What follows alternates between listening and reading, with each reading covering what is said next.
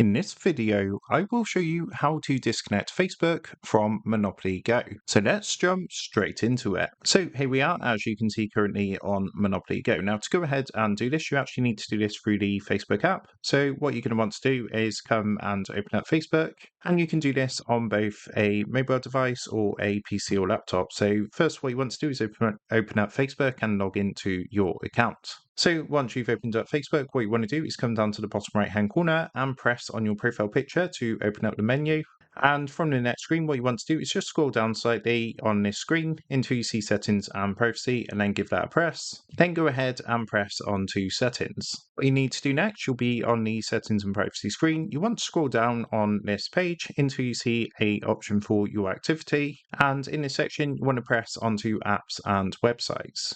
Now, what that's going to do is take you to a page like this, and you're going to see all the apps and websites that you've connected to your Facebook account. So to go ahead and disconnect Facebook from Monopoly Go, all you need to do is simply locate Monopoly Go, so you can see mine's just here. And when you actually press onto this, you're going to be taken to a screen like this, where you can see an option at the top to remove. So what you want to do is press the blue remove button. At this point, it's going to come up with a confirmation. All you need to do is simply press the blue remove button to confirm, and that's going to go ahead and disconnect Facebook from Monopoly Go.